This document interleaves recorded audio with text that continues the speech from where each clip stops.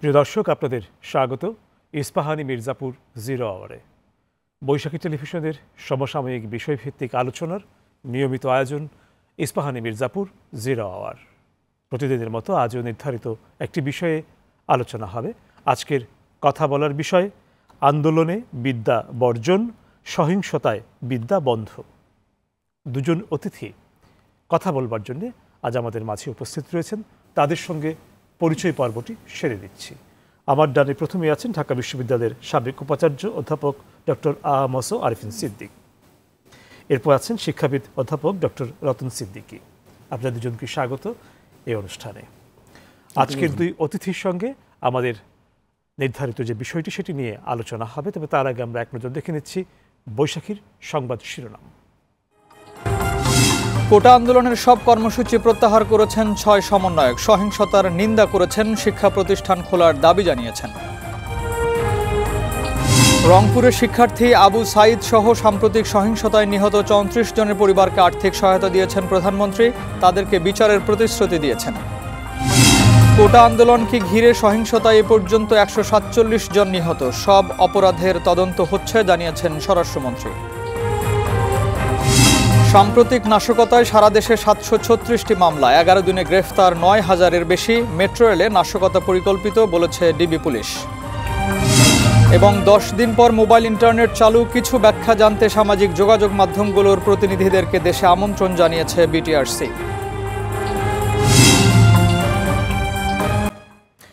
শুনছিলাম বৈশাখী সংবাদের শিরোনাম।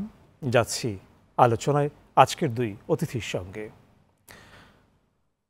আজ কথা বলবার জন্যে আমরা শিক্ষাঙ্গনকে আমাদের আলোচনায় রেখেছি।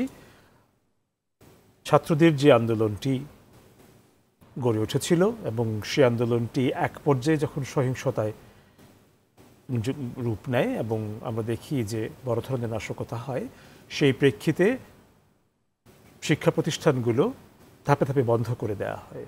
আবার যখন আন্দোলন চলছিল তখন আন্দোলনকারীরাই তারা ক্লাসে না যাওয়ার ঘোষণা দিয়েছিলেন, তারা শিক্ষা কার্যক্রমে তারা অংশ নিচ্ছিলেন না।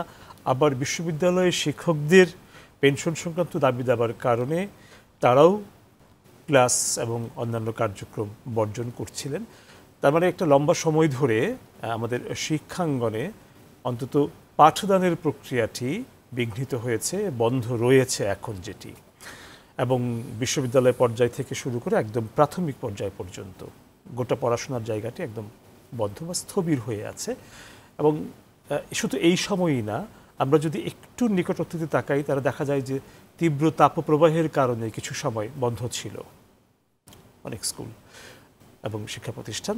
আমরা দেখেছি যে বন্যার কারণে কিছু কিছু জায়গায় বন্ধ ছিল। আবার বছরের ঠিক শুরুর দিকটায় শীতের কারণে বন্ধ ছিল।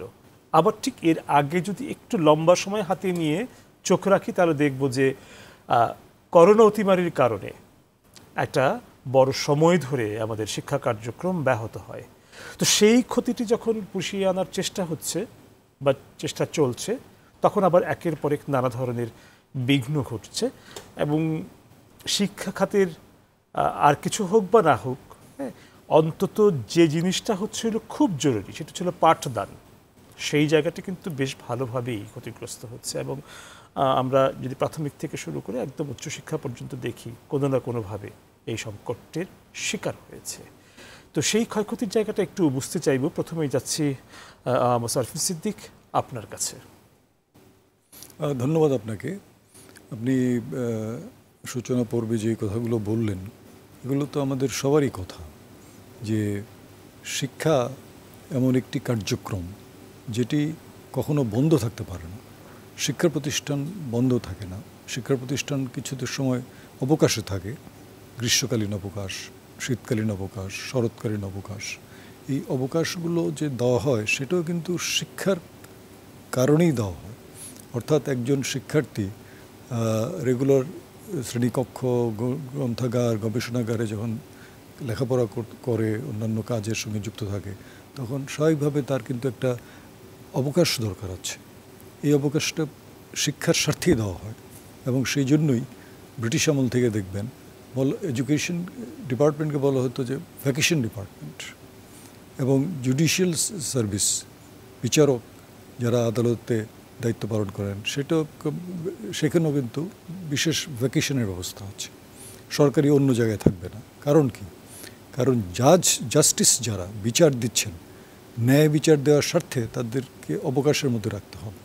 তারা একটু মনের দিক থেকে রিফ্রেশড হবেন, তারা একটু অবকাশে থাকবেন, তারপরে এসে আবার আদালতে বসবেন। একইভাবে শিক্ষার্থী যারা, তারাও শ্রেণীকক্ষে ক্লাস করা, পরীক্ষা দেয়া, এটার পরে কিছুদিনের জন্য তাদেরকে অবসর দেওয়া হবে। তারা আবার অবকাশ থেকে এসে আবার শ্রেণীকক্ষে দ্বিগুণ উৎসাহে লেখাপড়া করবে। এটা কিন্তু একটা ইন্টিগ্রেটেড সিস্টেম। এই সিস্টেমের বাইরে আমরা যেতে চাই না। কিন্তু আপনি যেটা বললেন যে এখন তো যেই ছুটিতে আছে সেই ছুটি তো আর স্বাভাবিক ছুটি না। এটা দেশে এমন একটা পরিস্থিতি সৃষ্টি হয়েছে যে সকল শিক্ষা প্রতিষ্ঠান প্রাথমিক পর্যায় থেকে একেবারে বিশ্ববিদ্যালয় পর্যায়ে সবগুলোই বন্ধ আছে। একটা শিক্ষাক্ষেত্রে আপনি ঠিকই বলেছেন, একটা স্থবিরতা দেখা দিয়েছে। এটা কোনোভাবেই কাম্য নয়।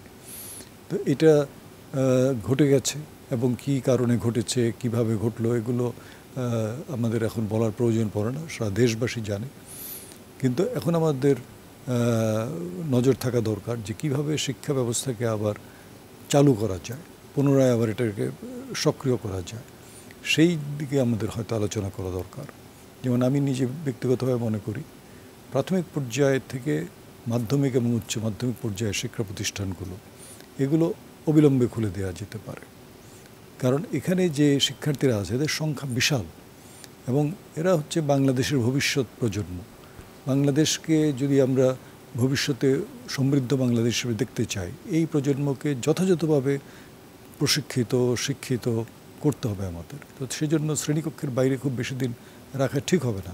ওই যে বলছিলাম যে সাধারণ অবকাশের সঙ্গে তো এই বাধ্যতামূলক যে শিক্ষা প্রতিষ্ঠান বন্ধ আছে সেটা তো তুলনা করা যাবে না। তো আমরা যদি শিক্ষা প্রতিষ্ঠানগুলোকে পর্যায়ক্রমে খুলে দেওয়ার প্রক্রিয়ায় থাকি এবং উচ্চ মাধ্যমিক পর্যায় পর্যন্ত যদি খুলে দেওয়া যায়, তাহলে আমার ধারণা কিছুটা হলেও আমরা ওই যে শিক্ষার যে বিপর্যয় ঘটে গেছে সেটা থেকে উদ্ধার হওয়ার একটা সুযোগ পাব।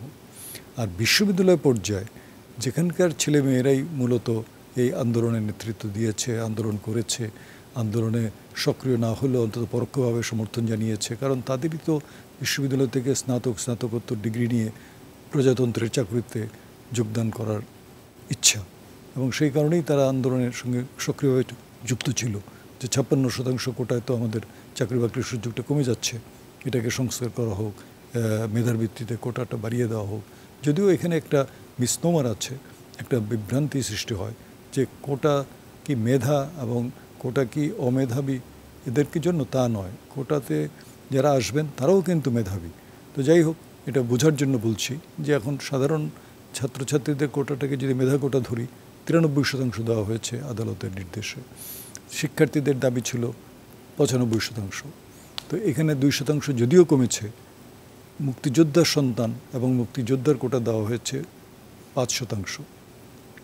এই 5%-এর মধ্যে আমি যেটা অনুমান করি যে আপনার 1-2% হয়তো প্রার্থী পাওয়া যাবে, কারণ সন্তানের পরে এটা নাতি প্রজন্ম পর্যন্ত যেত আগে, কিন্তু এখন আর সেটা যাওয়ার কোনো সুযোগ নাই। যখন নাতি পর্যন্ত ছিল এবং কোটাতে ছিল 30%, তখনও পাবলিক সার্ভিস কমিশনে 8% প্রার্থী পাওয়া গেছে, এর বেশি প্রার্থী পাওয়া যায়নি। এখন 5% দিলেও আমার ধারণা আপনি 2%, 3% মতো হতে পারে। তো অতএব 93% কিন্তু 95%কে অতিক্রম করে যাবে। এটা 97-98% চলে যেতে পারে কোনো বৎসরে। তো সেদিক থেকে আন্দোলনকারী শিক্ষার্থীদের যে লক্ষ্য ছিল সেটি কিন্তু তারা পরিপূর্ণভাবে অর্জন করেছে। অতএব তাদের শ্রেণীকক্ষে ফিরে যাওয়ার কোনো বাধা আছে বলে আমার মনে হয় না। কিন্তু যেহেতু বিশ্ববিদ্যালয়ে এই কোটা আন্দোলন চলাকালে নিজেদের মধ্যে আবার কিছু সংঘর্ষ হয়েছে, আমি মনে করি যে বিশ্ববিদ্যালয়ের শিক্ষার্থী এবং বিশ্ববিদ্যালয় প্রশাসন তারা বসে এই বিষয়গুলো একটা সমাধানের দিকে যেতে পারে। সব বিশ্ববিদ্যালয়ে কিন্তু একরকম সমস্যা নেই। রাজশাহী বিশ্ববিদ্যালয়ে যে সমস্যা সেটার সঙ্গে হয়তো ঢাকা বিশ্ববিদ্যালয় মিলবে না, ঢাকা বিশ্ববিদ্যালয়ের যে সমস্যা সেটার সঙ্গে কৃষি বিশ্ববিদ্যালয় মিলবে না। অতএব প্রতিটি বিশ্ববিদ্যালয় স্বায়ত্তশাসিত এবং প্রতিটি বিশ্ববিদ্যালয়ের যে ক্ষমতা আছে, তাদের যে সিন্ডিকেট আছে, যাদের একাডেমিক কাউন্সিল আছে, সেই জায়গায় এই বিষয়গুলো নিয়ে আলোচনা করবে। অবশ্যই আন্দোলন তো শিক্ষামন্ত্রী বলেছেন যে তিনি বিশ্ববিদ্যালয় প্রশাসনকে অনুরোধ করবেন যে ছাত্র সংগঠনগুলো এবং সংশ্লিষ্ট যে সমস্ত অর্গানগুলো আছে সবার সঙ্গে কথা বলে তারপরে এটি একটি মানে খুলে দেওয়ার প্রক্রিয়া নিয়ে যাওয়ার জন্য। সেক্ষেত্রে তো খুব অল্প সময়ের ভেতরে সেটি হচ্ছে বলে। না, আপনি ঠিকই বলেছেন। শিক্ষামন্ত্রী যে কথাটা বলেছেন এটাই তো আমরাও বলছি, যে আলোচনা করে শিক্ষার্থীদের সাথে প্রশাসনের যদি কোনো গ্যাপ হয়ে থাকে সেটাও মেটানো দরকার আছে। আর শিক্ষার্থীদের মাঝে যে বিভিন্ন রকম আপনার সাব গ্রুপ হয়েছে সেগুলোকেও এক জায়গায় নিয়ে আসতে হবে। কারণ আলটিমেটলি তো শিক্ষা প্রতিষ্ঠান শিক্ষার্থীদের জন্য, বিশ্ববিদ্যালয় তো শিক্ষার্থীদের জন্য। তো তাদেরকে প্রাধান্য দিয়ে যদি সমস্যাগুলো আমরা সমাধান করার চেষ্টা করি, আমার ধারণা এটি করা যাবে। কারণ আমরা তো দেখেছি এই শিক্ষার্থীরা যখন আন্দোলন করেছে, আপনি 1 জুলাই থেকে শুরু করেছে শিক্ষার্থী আন্দোলন, প্রায় মাসের মাঝামাঝি পর্যন্ত আন্দোলনটা একেবারে শান্তিপূর্ণ ছিল, কোনো সমস্যা তো ছিল না। কিন্তু যখন এই তৃতীয় পক্ষ বলে যাদেরকে আমরা বলছি, যারা দেশটাকে ধ্বংস করার জন্য সবসময় চেষ্টা করে, ষড়যন্ত্র করে, বাংলাদেশে আমাদের যে মহান মুক্তিযুদ্ধের চেতনা যেটা ধারণ করে আমরা দেশকে এগিয়ে নিয়ে যেতে চেষ্টা করি, সেটার বিরুদ্ধে অবস্থান নেয়, তারা যখন আসলো তখনই এই ভাঙচুর তাণ্ডব বিভিন্ন জন শুরু হলো। শিক্ষার্থীরা নিজেরও বলেছে যে তাদের ব্যানার ব্যবহার করে যারা এই ধ্বংসাত্মক কাজ করছে তার সঙ্গে আমাদের কোনো সম্পৃক্ততা নেই এবং এটার কোনো দায় দায়িত্ব আমরা নেব না। তো এখানে গুড সেন্স প্রিভেল করুক, এটাই আমরা চাই। এবং এখানে বিশ্ববিদ্যালয় প্রশাসন, সরকার এবং শিক্ষার্থী, আন্দোলনরত শিক্ষার্থী, সাধারণ শিক্ষার্থী সবার এক জায়গায় আসতে হবে। আমরা যেমনভাবে দেখেছি কোটা আন্দোলনের সবাই এক পৃষ্ঠায় ছিল। সরকার কোটা বাতিলই করে দিয়েছিল 2018 সালে। আন্দোলন শুরু হওয়ার সাথে সাথে আবার অ্যাপিল করেছে। তাতে সরকার তো কোটা সংস্কার এবং কোটা যতটা কমানো যায় সেই পৃষ্ঠাতেই ছিল। আন্দোলনরত শিক্ষার্থীরা কোটা সংস্কারের দাবি করছে, তারাও সেই জায়গায় আছে। সমস্যাটা কোথায় ছিল? আমি তো কোনো সমস্যা দেখি না। আলোচনা করে এগুলো যে কোনোভাবেই সমস্যা তো আসলে একদিক থেকে দেখতে গেলে সমস্যা পাওয়া যায় না, কিন্তু এটাও তো সত্যি যে আমরা বড় সংকট দেখেছি, মানে হচ্ছিল কোথাও না কোথাও সমস্যা হচ্ছিল। যাই হোক, আজকে আমরা সেই প্রসঙ্গে যাচ্ছি না, কারণ সেগুলো নিয়ে আমরা লম্বা সময় ধরেই কথা বলছি। আজকে একটু একদম শিক্ষাঙ্গনের ক্ষয়ক্ষতির জায়গাটা, বিশেষ করে পাঠ দান করা এবং পাঠ গ্রহণ করা, সেই জায়গায় যে বড় সংকটটি তৈরি হয়েছে সেই জায়গাটাই একটু কথা বলছি। যাচ্ছি রতন সিদ্দিকী আপনার কাছে। একটা বিষয়ে খেয়াল করে দেখবেন যে নিশ্চয়ই আপনি খেয়াল করেছেন, আপনি শিক্ষা দানের সঙ্গে জড়িত, যে একটু লম্বা সময় বা যদি বারবার শিক্ষা প্রদানের জ্যোতি ঘটে তাহলে শিক্ষার্থীদের মধ্যে পড়াশোনায় একটা অনাগ্রহ তৈরি হয়, যেটা আসলে মনে হয় যে খুব সাধারণ একটা ছোট্ট বিষয়ে, হ্যাঁ সেটা স্কুল কলেজ ইউনিভার্সিটি খুললেই ঠিক হয়ে যাবে, কিন্তু না, একটা মনস্তাত্ত্বিক একটা ব্যাপার থাকে, একটা জড়তা যে তৈরি হয় সেটি কাটিয়ে উঠতে বারংবার তাকে কিন্তু অনেক বেশি কি বলবো এটাকে, মানে এই প্রক্রিয়ার সঙ্গে যুক্ত হতে হয় এবং এক ধরনের ক্লান্তিও তৈরি করে। সেটিও আসলে শিক্ষা দান প্রক্রিয়ায় বা শিক্ষা গ্রহণ প্রক্রিয়ায় ব্যাঘাত ঘটায়। একটু শুনবো আপনার কাছ থেকে। জি, ধন্যবাদ। আমি আপনার কথার সাথে একমত যে বিঘ্ন তৈরি করে, কিন্তু গোটা পৃথিবীর ইতিহাস হচ্ছে যে শিক্ষা নিয়ে বরাবরই এই রকমের সংকট তৈরি হয়েছে। ধরেন আমাদের দেশটাই আপনি ধরেন না কেন, আমাদের দেশটাকেই যদি আপনি যখন বলা হয়েছে বিদ্যাযুগটা কখন? খ্রিস্টীয় 7ম শতক থেকে 7দশ শতক পর্যন্ত পুরো 1000 বছরকে বলা হয়েছে বাঙালির বিদ্যাযুগ। এখন রাজা শশাঙ্ক মগধ থেকে বাংলায় চলে এলেন শুধু বিদ্যার তৃষ্ণা থেকে, একেবারে 7দশ শতাব্দী পর্যন্ত নবদ্বীপকে ধরে হয়েছে, মিথিলাকে ধরে হয়েছে, বিহারকে ধরে হয়েছে। এখন এই বিদ্যা যুগেও কি বিঘ্ন ঘটেনি? ঘটেছে তো। আমার এই দেশে বিদ্যা অর্জন এবং বর্জন দুটোই কিন্তু ঘটেছে, এবং সেইটি ক্ষেত্রে প্রাকৃতিক একটা দুর্যোগ ছিল, রাজনৈতিক দুর্যোগও কিন্তু ছিল। এখন প্রাকৃতিক দুর্যোগ কি, আমি একটা উল্লেখযোগ্য জায়গা আপনার কথা বলি, অনেক বলা যেতে পারে। সেটা হচ্ছে 1176-এর মন্বন্তর। 1176-এর মন্বন্তর কি আমার এই বাংলার বিদ্যার্জনকে একেবারেই ধ্বংস করে দেয়নি? দিয়েছে তো, কিন্তু সেখান থেকে আবার ঘুরেও দাঁড়িয়েছে। আবার প্রাকৃতিক দুর্যোগগুলির কথা যদি আপনি দেখেন, সে প্রাকৃতিক দুর্যোগেও কি আমার শিক্ষা ব্যাহত হয়নি? হয়েছে। আবার রাজনৈতিক দুর্যোগগুলির কথা আপনি চিন্তা করেন, সেগুলো তো হয়েছে।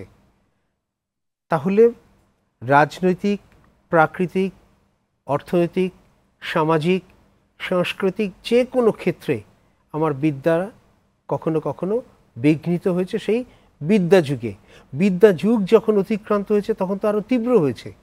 কিন্তু তার মানে খুব হতাশ হওয়ার কিছু নেই।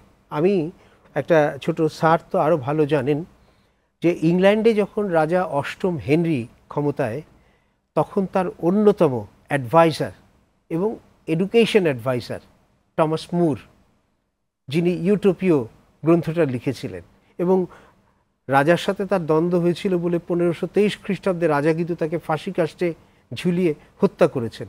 কিন্তু টমাস মুর যা কিছু বলেছেন, তার ইউটোপীয় দর্শন তার বইয়ের ভেতরে বলেছেন, এর বাইরে যা কিছু বলেছেন তার মধ্যে অন্যতম গুরুত্বপূর্ণ একটি বিষয় হচ্ছে যে বিদ্যার্জন, জ্ঞান অর্জন, জ্ঞান সাধনা বারংবার বিঘ্ন এবং প্রতিবন্ধকতার ভেতর দিয়েই অগ্রসর হবে তার অভীষ্ট গন্তব্যে।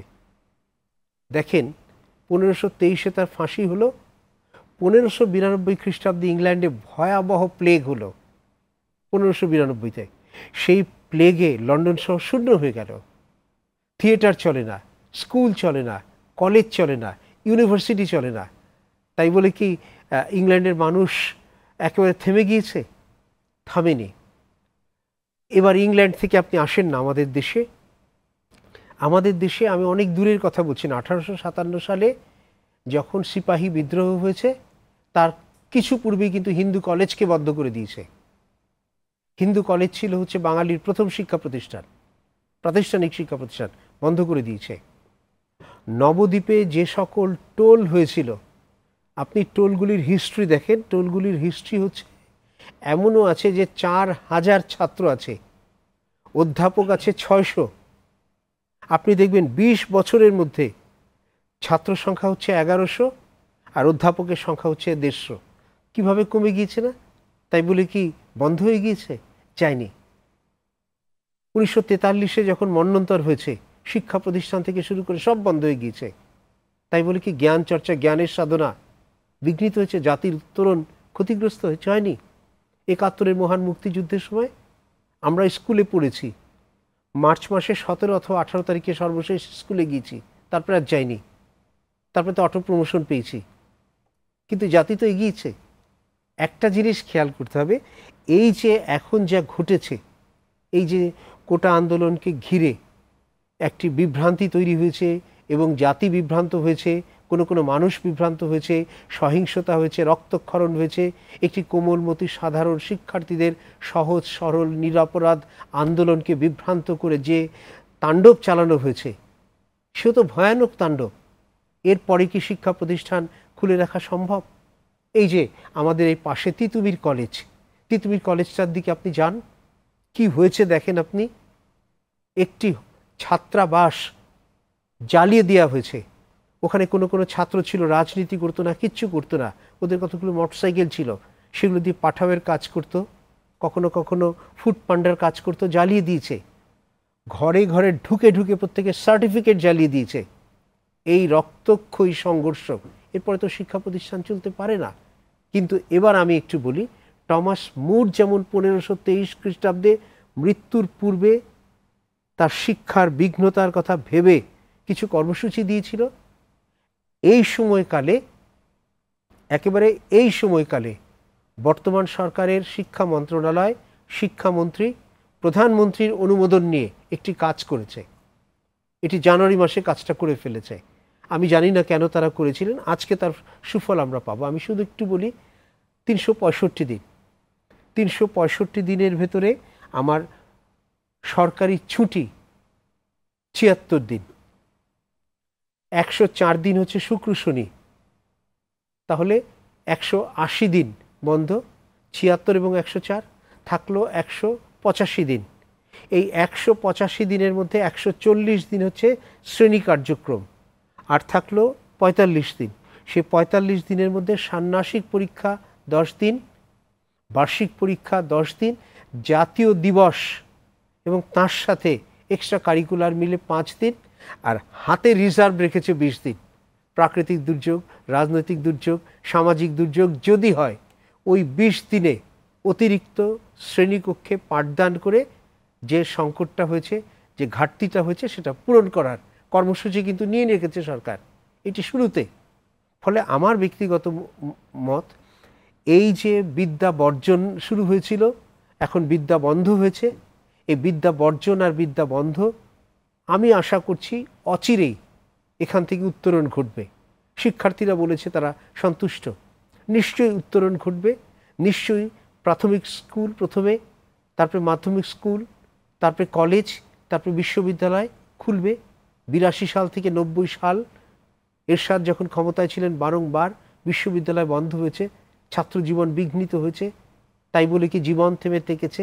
থেমে থাকেনি, কিন্তু সে ক্ষতি কিন্তু পূরণ হয়েছে, পূরণ হয়েছে, খানিকটা সময় লেগেছে, পূরণ হয়েছে। আজকেও যেটি হয়েছে, দেশটা একটু সুষ্ঠু অবস্থায় ফিরে আসুক, শান্তি ফিরে আসুক, স্কুল কলেজ ইউনিভার্সিটি সব খুলে গেলে আপনি দেখবেন শিক্ষার্থীদের ভেতরে একটি স্বতঃস্ফূর্ত প্রণোদনা থাকে, জ্ঞানের তৃষ্ণা থাকে, জীবনে দাঁড়াবার একটা স্বপ্ন থাকে, একটা বিসিএস পরীক্ষা দিয়ে নিজেকে একটি জায়গায় নিয়ে যাবার আকাঙ্ক্ষা থাকে। এই প্রণোদনা, এই আকাঙ্ক্ষা, এই স্বপ্নের সম্মিলনের ভেতর দিয়ে নিশ্চয়ই আপনি দেখবেন জাতি আবার শিক্ষার্থীদের মাধ্যমেই ঘুরে দাঁড়াবে। না, এরকম আশাবাদ শুনতেও ভালো লাগে, কোনো সন্দেহ নেই। যদি বাস্তবে সেটি সম্ভব হয়, যদি বলছি সে কারণে যেহেতু ভবিষ্যতের বিষয় একটু সংশয় তো থাকেই, যদি সম্ভব হয় নিশ্চয়ই সেটি ভালো লাগবে। আমাদের কথা চলবে, একটা বিরতির সময় হয়ে গেছে, তারপর ফিরবো আবারও আপনাদের কাছে। প্রিয় দর্শক, ইস্পাহানি মির্জাপুর 0 আওয়ারে সময় হলো একটা বিরতির, ফিরবো অল্প সময়ের ভেতর, আশা করি সঙ্গেই থাকছেন।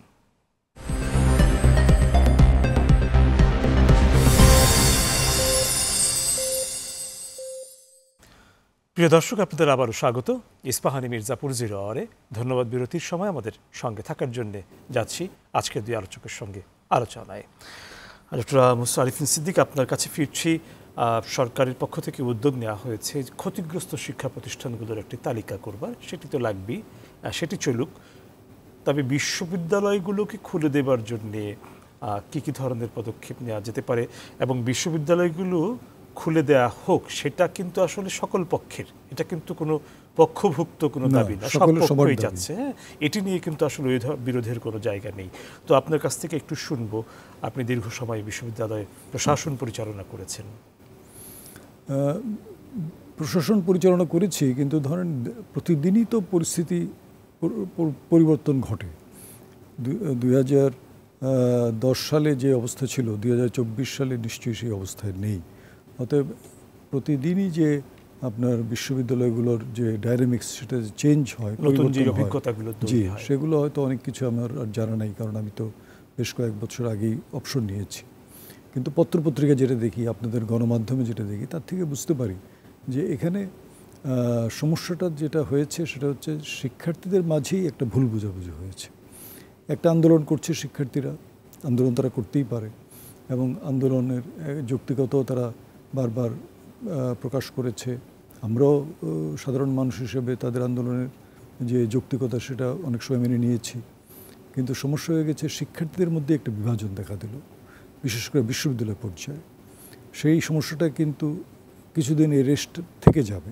বিশ্ববিদ্যালয় খোলার দাবি সবাই করছে, বিশ্ববিদ্যালয় খুলতে হবে, আবাসিক হলগুলো খুলতে হবে। আবাসিক হলগুলোতে যেটা অধ্যাপক রজত সিদ্দিকী একটু আগে বললেন, যে তিতুমির কলেজের আবাসিক যে ভবনগুলো, সেগুলো সাংঘাতিক ক্ষতিগ্রস্ত হয়েছে। তো যারা এগুলো ভাঙচুর করেছে তারা কারা, এটা চিহ্নিত করতে হবে। এটা যদি ছাত্রদেরই একটা অংশ হয়, তাহলে তো সেটা আপনার সেই সম্পর্কের যে আপনার অবনতি ঘটেছে, সেটা তো রিপেয়ার করার প্রয়োজন আছে। তাছাড়া হঠাৎ করে আপনি যদি খুলে দেন, সেই জায়গায় তো তাদের আবার নিজেদের নিরাপত্তা নিয়েই তারা সমস্যায় পড়ে যাবে।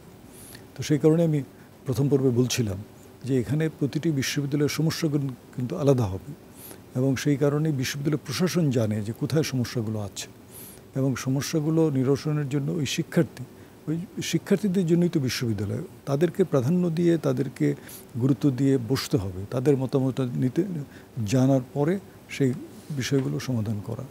ঢাকা বিশ্ববিদ্যালয়ের বিষয়গুলো আমি দেখলাম পত্রিকাতে, যে প্রায় 300 রুমের মতো ক্ষতিগ্রস্ত হয়েছে। সেগুলো রিপেয়ার করা, সেগুলোকে ছাত্রদের বাসযোগ্য করে গড়ে তোলা, এই কাজগুলো কিন্তু করতে হবে একই সাথে। অতএব বিশ্ববিদ্যালয় খোলার আগে একটা আপনার কার্যক্রম হাতে নিতে হবে বিশ্ববিদ্যালয় প্রশাসনের, যাতে করে শিক্ষার্থীরা আস্থা ফিরে পায় যে এখন বিশ্ববিদ্যালয়ে গেলে আমাদের উপরে কোনো সমস্যা, আমাদের উপরে আক্রমণ হবে না, কোনো সমস্যা হবে না। আর যেটা আপনিও বলছিলেন যে 1 জুলাই থেকে যখন শিক্ষার্থীরা আন্দোলনে গেল, পাশাপাশি কিন্তু শিক্ষক, পাবলিক বিশ্ববিদ্যালয়ের শিক্ষকরা তাদের পেনশনের বিষয় নিয়ে তারাও কিন্তু কর্মবিরতিতে আছে। তো তাদের কর্মবিরতির কারণে হয়তো এবার ছাত্রছাত্রীরা কোনো ক্ষতির সম্মুখীন হয়নি, কারণ ছাত্রছাত্রীরাও তো ক্লাস বর্জন করছে। কিন্তু এখন যদি বিশ্ববিদ্যালয় খুলে দেওয়া হয়, ছাত্রছাত্রী এসে যায়, শিক্ষকদের কর্মবিরতি যদি থাকে, সেটাও কিন্তু একটা সমস্যার সৃষ্টি করবে ক্যাম্পাসে। তো আমার মনে হয় যে এই জায়গায় সরকারের উচিত হবে অতি দ্রুত শিক্ষকদের যে সমস্যাটা, আমার মনে হয় না খুব বড় সমস্যা এখানে হবে, কিন্তু আলোচনা করে এটা সমাধানের দিকে নিতে হবে। আপনি একটা কথা মনে রাখবেন যে পৃথিবীতে এমন কোনো সমস্যা নাই যেটি আলোচনার মাধ্যমে সমাধান করা যায় না, কিন্তু আলোচনাটা করতে হবে সদিচ্ছা নিয়ে। আমরা সবাই সমাধান চাই, এই মনোবৃত্তি যদি থাকে আপনি সমাধান খুঁজে বের করতে পারবেন। কিন্তু যদি কেউ রাষ্ট্রবিরোধী চিন্তাভাবনা করে, কেউ সরকারের পতনের চিন্তা করে, তাদের দিয়ে তো আলোচনায় আপনি কোনো সুফল পাবেন না। এমন সমস্যা হয়ে গেছে এই জায়গায়। আপনি যাদের সঙ্গে আলোচনায় বসবেন তাদেরও ইচ্ছা থাকতে হবে যে আমরা সমস্যার সমাধান চাই। যারা আলোচনায় বসবে, সরকার হোক, বিশ্ববিদ্যালয় প্রশাসন হোক, যে কোনো আপনার প্রশাসনিক বডি হোক, তাদেরও ইচ্ছা থাকতে হবে যে আমরা দ্রুত সমাধান চাই। এই সদিচ্ছাটা যদি থাকে, এবং সদিচ্ছা কখন আসবে? যখন আস্থার সংকট থাকবে না। আমি বিশ্বাস করব যে আপনি খোলা মনে এসেছেন আলোচনা করতে। আবার আপনি নিজেও মনে করবেন যে আপনার সঙ্গে যিনি আলোচনা করতে আসছেন তিনি খোলা মনে আলোচনা করবেন, যুক্তিতর্ক দিয়ে যাবেন। আমরা তো বিশ্ববিদ্যালয়ে লেখাপড়া কি করাই? কারিকুলাম বেসড লেখাপড়া বিশ্ববিদ্যালয় হয়, সেটা ঠিক, কিন্তু তার থেকে বেশি যে চার্চিলের একটা কথা আছে যে বিশ্ববিদ্যালয়ের লেখাপড়া শুধু টেকনিক্যালিটিস না, এখানে উইজডম তৈরি করা, এই উইজডম বা প্রজ্ঞা, সেটা তৈরি করার জন্যই তো লেখাপড়া করানো হয়। সেখানে তর্ক বিতর্ক হবে। অমর্ত্য সেন একবার এসেছিলেন ঢাকা বিশ্ববিদ্যালয়ে, তিনি তার বক্তব্যে বলেছিলেন যে তোমরা কি করো ছাত্রছাত্রীর উদ্দেশ্য করে? তোমরা তর্ক করবে, বিতর্ক করবে, বিতর্কের মাধ্যমে তোমাদের জ্ঞান অনুশীলন এবং জ্ঞানের যে জ্ঞান শানিত হবে, সেই জায়গায় আমরা যেতে চাই সবসময়। তো সেই কারণে ডিবেট যদি আপনি করতে দেন শিক্ষার্থীদের, ডিবেট কিন্তু অনেক উত্তাপকে অ্যাবজর্ব করে নেয়, তখন আর ওই ফিজিক্যাল ইয়েতে যেতে হবে না। কিন্তু সেই সুযোগগুলো আমাদের বিশ্ববিদ্যালয়গুলোতে এখন কিছুটা কমে গেছে। সেই পরিবেশটা ফিরিয়ে আনা, সেই পরিবেশটা ফিরিয়ে আনা দরকার। তা আমার মনে হয় যে এটা মানে আপনার একটা দিক বললে হবে না যে এই পথে চললে এটা সমাধান করা যাবে। এগুলো বহু নানাবিধ পথ আছে, সবগুলোকে একসাথে নিয়ে আপনাকে চিন্তা করতে হবে। এবং এক এক বিশ্ববিদ্যালয় এক এক রকম পরিস্থিতি, এবং এক এক বিশ্ববিদ্যালয়ের শিক্ষার্থীদের অন্যকে একটু বুঝবার মতন মানসিকতা, একটু চোখ খোলা রাখা, একটু কান খোলা রাখা, এরকম যদি একটি প্রক্রিয়ার ভেতর দিয়ে যাওয়া যায়, তাহলে পরস্পরের জন্য এটা সুযোগ তৈরি হয়, সংযোগ তৈরি হওয়ার। ওই যে যোগাযোগটাই সারা পৃথিবীকে আজকে চালিয়ে নিচ্ছে। যোগাযোগ ব্যবস্থাটাই তো সবচেয়ে গুরুত্বপূর্ণ। তা আমার সঙ্গে আমার শিক্ষার্থীদের জন্য যদি যোগাযোগটা বন্ধ হয়ে যায়, বা শিক্ষার্থীদের সাথে যদি শিক্ষকের যোগাযোগটা অতটা ইফেক্টিভ না থাকে, কার্যকর না থাকে, তাহলে এই সমস্যাগুলো দানা বেঁধে ওঠে। আমি একটু স্যারের চিন্তার সাথে একটু সম্পূরক আমার ভাবনা দেই। আমি আমার জাতি সম্পর্কে এবং তার ঐতিহ্য সম্পর্কে আমি খুব স্পর্ধিত। আমি বাঙালি হিসেবে ভীষণ স্পর্ধিত এবং গৌরববোধ করি। এই যে স্যার বললেন না যে ডিবেট, দেখেন আমার এই বাংলায় আজ থেকে 2500 বছর আগে এখানে একদল পণ্ডিত ব্যক্তি ছিলেন, বিদ্বান ব্যক্তি ছিলেন, যাদেরকে নৈয়ায়িক বলা হতো। নৈয়ায়িক মানে হচ্ছে যারা ন্যায়শাস্ত্র, তর্কশাস্ত্র সম্পর্কে জ্ঞান বিতরণ করতে পারতেন। ইতিহাসে আমরা দেখছি যে সম্রাট অশোকের বাবার বাবা মানে চন্দ্রগুপ্ত, তার সময় নৈয়ায়িকে প্রতর্ক হতো। শব্দটা খেয়াল করেন, অর্থাৎ ন্যায়শাস্ত্র, যুক্তিশাস্ত্র, জ্ঞানশাস্ত্র, দুজন এই পণ্ডিত ব্যক্তির ভেতরে প্রতর্ক হতো। প্রতর্ক মানে হচ্ছে প্রকৃষ্ট রূপে তর্ক। এটা শ্রবণ করতো কারা? শিক্ষার্থীরা।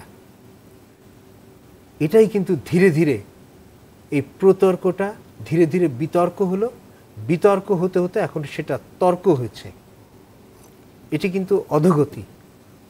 তর্ক থেকে আজকে- তর্ক হয়েছে, হ্যাঁ, তর্ক।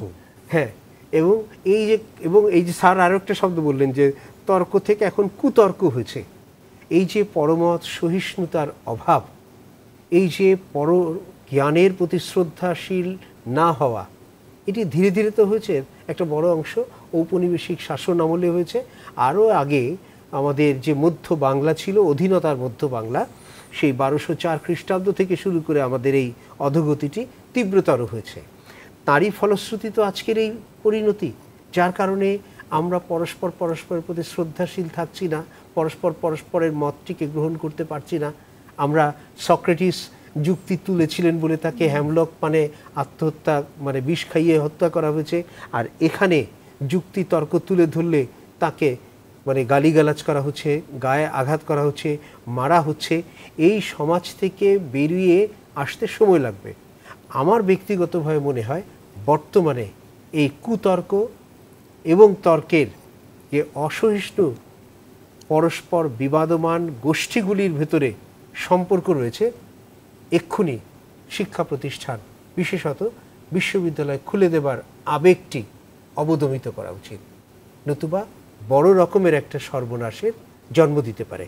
কারণটা হচ্ছে আন্দোলনের এক পর্যায়ে আপনারা খেয়াল করেছেন ঢাকা বিশ্ববিদ্যালয়ের জনৈক শিক্ষকের গায়ে হাত তুলেছে, আমি ছবিতে দেখেছি। এটি তো ভারী অন্যায়, ভারী অন্যায় একজন শিক্ষকের গায়ে হাত তোলা। বাঙালির ইতিহাসে এটি খুব কম। বাঙালির ইতিহাসে প্রথম 1917 সালে প্রেসিডেন্সি কলেজে ছাত্ররা শিক্ষকের গায়ে হাত তুলেছিল। তখন রবীন্দ্রনাথ একটা চমৎকার লেখা লিখেছিলেন, নাম হচ্ছে ছাত্র শাসনতন্ত্র। এরপরে 1928 সালে ঢাকা বিশ্ববিদ্যালয়ের শিক্ষক অর্থনীতির তাকে নাকে খত দেওয়ানো হয়েছিল। এই তো এরপরে 1965 সালে অর্থনীতি বিভাগের আবু মাহমুদ স্যারকে গায়ে হাত তোলা হয়েছিল। আবার কিন্তু এবার আমরা খুব কষ্ট পাচ্ছি, শিক্ষকের গায়ে যখন হাত তোলে তার মানে কোন পর্যায়ে গেলে, কত অধোগতি হলে এই সর্বনাশটা হয়েছে।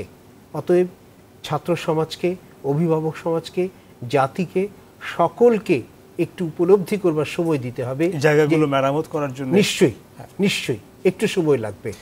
আমরা আলোচনায় আবারও আসবো, একটু বিরতির সময় হয়ে গেছে, তারপর ফিরবো আপনাদের কাছে। প্রিয় দর্শক, ইস্পাহানী মির্জাপুর 0 আওয়ারের সময় হয়েছে আরও একটা বিরতির। ফিরবো অল্প সময়ের ভেতর, আশা করি সঙ্গেই থাকছেন।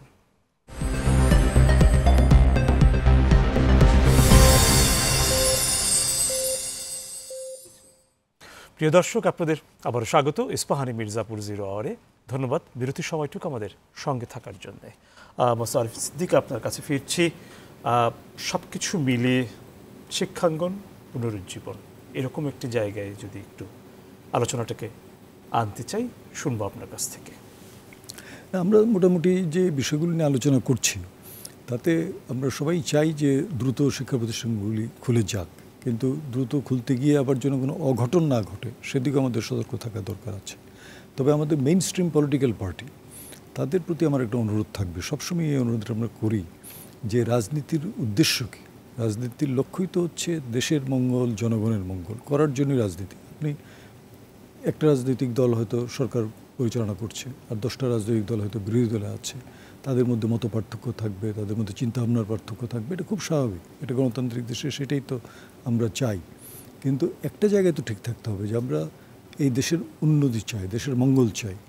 অতএব দেশের উন্নতি হয়তো পার্টি এক্স একভাবে করছে, পার্টি ওয়াই আরেকভাবে চিন্তা করে, কিন্তু কোনোভাবেই তো দেশের ধ্বংসাত্মক কার্যকলাপে প্রণোদনা দেওয়া, ধ্বংসাত্মক কার্যকলাপকে উস্কিয়ে দেওয়া, এই কাজগুলো করা যায় না। আর শিক্ষা প্রতিষ্ঠানের কথা বলছেন, এডুকেশন ইজ এ রিপাবলিক।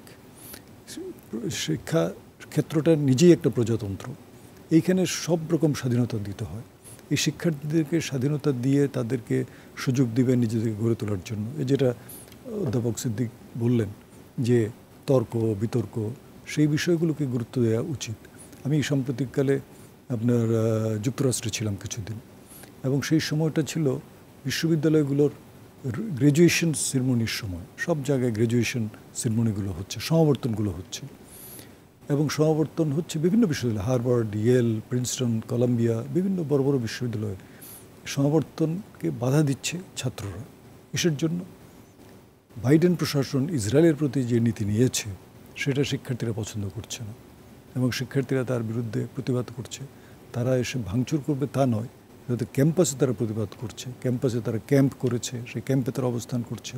শিক্ষার্থীদের বলছে তোমরা কনভোকেশনে যাবে না, এবং সেই জায়গায় কোনো জায়গায় কনভোকেশন পোস্টপোন করে দিয়েছে, কারণ শিক্ষার্থীদের সঙ্গে কোনো রকম আপনার ফোর্স অ্যাপ্লাই করে কিছু করবে সেটা প্রশাসন করেনি। কিন্তু যেটা আজকে বলার জন্য আমি আপনার পরিস্থিতিটা বললাম, সেটা হচ্ছে আমি দেখিনি কোনো মেইন স্ট্রিম পলিটিক্যাল পার্টি এই শিক্ষার্থীদের এই আন্দোলনের সঙ্গে কোনো রকমভাবে তাদেরকে উস্কিয়ে দেয়া অথবা তাদেরকে বলা, তাদেরকে না, এমনকি তাদেরকে বলা যে তোমরা করো না, কোনো দিকে যায়নি। শিক্ষার্থীদের সিদ্ধান্ত নিয়ে এগিয়ে গেছে। তাদের যা কিছু হয়েছে প্রশাসনের সাথে, কোনো বিশ্ববিদ্যালয় প্রশাসনের সঙ্গে বসে তারা এমনভাবে মীমাংসা করেছে যে কনভোকেশনগুলো হয়েছে। আমি নিজে একটা কনভোকেশনে ছিলাম, সেখানে দেখলাম যে বিশ্ববিদ্যালয়ের শিক্ষার্থীরা যে কথাগুলো বলতে চেয়েছিল প্রশাসন তাদেরকে সেই অনুমতি দিয়েছে যে স্টুডেন্ট স্পিকার হিসেবে যখন তারা কনভোকেশনকে অ্যাড্রেস করবে, সেখানে তো স্টুডেন্ট ইউনিয়নগুলো কিন্তু খুব শক্তিশালী। তাকে বলা হয়েছে তুমি তোমার মন্তব্য সেখানে দিবে, এবং সে পাবলিকলি হাজার গ্র্যাজুয়েট এবং আপনার গার্ডিয়ানদের সামনে বলল যে ইসরায়েলের উপরে বাইডেন প্রশাসনের যে নীতি সেটা আমরা সমর্থন করি না, এবং এখানে সরকারকে এখান থেকে বিরত রাখা দরকার আছে। এই মানে তাদের যে মনোভাব সেটা প্রকাশ করার সুযোগটা দিতে হবে। তো এইভাবে আজকে সভ্য সমাজ চলে, আমাদেরকেও সেখান থেকে শিক্ষা নিতে হবে। শিক্ষার্থীদের বিষয়ে কেন একটা পলিটিক্যাল পার্টির লিডারশিপ বলবে যে না, এই কোটা আন্দোলনের সঙ্গে ভোটের আন্দোলনও যুক্ত করতে হবে? এটা তো হতে পারে না। ভোটের আন্দোলন করলে পলিটিক্যাল পার্টি নিজে করবে, তাদের আন্দোলনের উপরে ভোট দেওয়ার দরকারটা কি? রাজনৈতিক দলগুলোর কাছ থেকে দরকার হলো যে রাজনৈতিক দলগুলো দলীয় হয়ে যাওয়াতে প্রত্যাশা করছে। নিশ্চয়ই আমরা একদম অনুষ্ঠানের শেষ পর্যায়ে এসেছি। যাচ্ছি রতন সিদ্দিকী, আপনার কাছে আলাদা করে আর প্রশ্ন করছি না, আপনার যদি কিছু বলার থাকে সেটা শুনবো। জি, আমি এই সবগুলির মধ্যে থেকে একটা উপলব্ধির জায়গা আমার কথা, এটা আমার ব্যক্তিগত। সরকারের দায়িত্ব আছে, পুলিশের দায়িত্ব আছে, সেনাবাহিনীর দায়িত্ব আছে, অনেকের অনেক দায়িত্ব আছে, কিন্তু আমার কেন জানি মনে হয় ছাত্র আন্দোলন যখন তৈরি হয় তখন শিক্ষকদেরও একটি বড় দায়িত্ব থেকে যায়। 69-এর গণ অভ্যুত্থানে রাজশাহী বিশ্ববিদ্যালয়ের একেবারে সম্মুখ সমরের যে ছাত্ররা, তার সামনে একজন অধ্যাপক দাঁড়িয়েছিলেন, ডক্টর জোহা, শহীদ হয়েছিলেন। এখন সেই রকমের শিক্ষকের বড় অভাব।